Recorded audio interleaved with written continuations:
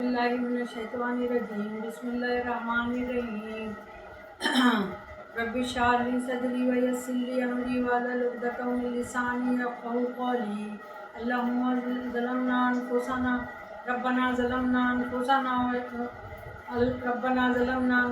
व इल्लम तग़फ़िर लना तरहमना लनकूनन्ना मिनल ख़ासिरीन वल अस्र इन्नल इंसाना लफ़ी ख़ुस्र। अस्सलामु अलैकुम व रहमतुल्लाहि व बरकातहू।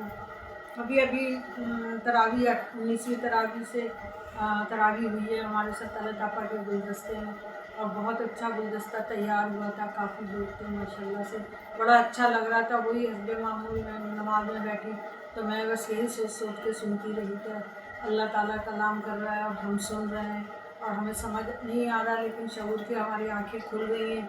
और अल्लाह से इश्क करने में तो शऊर बेदार हो जाता है। और ये है ना, मैं ये पढ़ती हूँ एकदम ज़बान ऐसी हो जाती है, एकदम आती हूँ ना तो ज़रा कोई गलती कर दूँगी तो माफ़ कर दूँगी। अल्लाह ताला से भी माफ़ी मांगूँगी।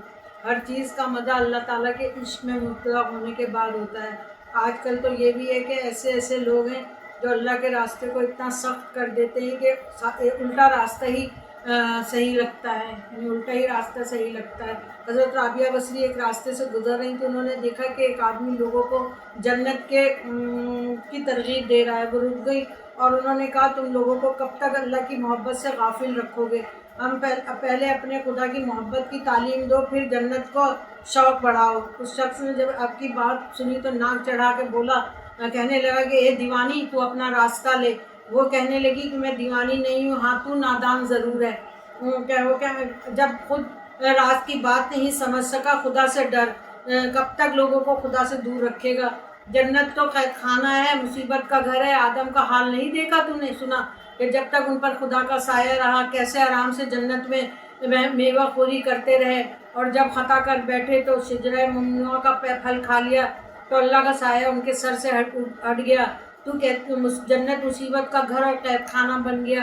हज़रत इब्राहीम अलैहिस्सलाम का हाल नहीं मालूम कि जब वो मोहब्बत इलाही पर पूरे उतरे तो आग में डाले गए, तो वही आग उनके लिए गुले गुलजार बन गई, जन्नत और आफियत बन गई। बस पहले जन्नत के मालिक की मोहब्बत तो पैदा कर, फिर जन्नत में जाने का आरजू कर। ऐसी जन्नत क्या करोगे जिसमें अल्लाह का साया ही नहीं होगा, और अगर उसमें उसका दीदार ही नहीं होगा। अगर ऐसी दोज़ख मिले जिसमें उसका दीदार है, अगर कोई की काम की चीज़ है वो है इश्क़ इलाही।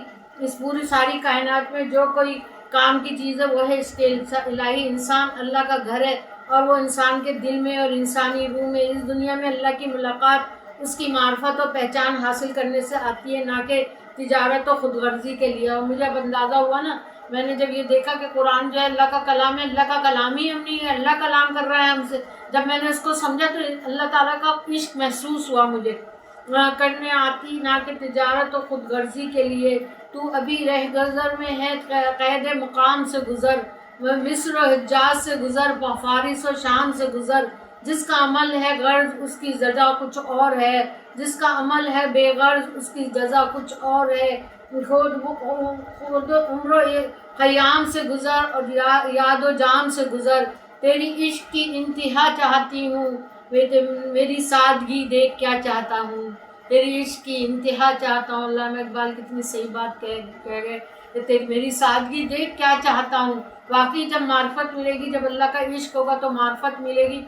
हमें वही इश्क तो हासिल नहीं है, बस हम ये कहते हैं इसमें हमें सवाब मिलेगा, इसमें सवाब मिलेगा। हमने ये देग बनवा के वो कर दी, हमने ये अफ्तारी करवा दी। अल्लाह को नहीं समझ रहे, बस सिर्फ हमारी नीयत में जो है खुदगर्जी शामिल है। यह खुदगर्जी होती है। पहले मार्फत इलाही तो हासिल करो, इसके अल्लाह के इश्क में तो मुब्तला हो, उसके बाद अल्लाह का साथ मिलेगा। नहीं तो हम लोग जैसे हैं, हमारे दिल जो है अल्लाह के ज़िक्र से खाली है, इसी तरह रहेगा। अल्लाह हाफिज़।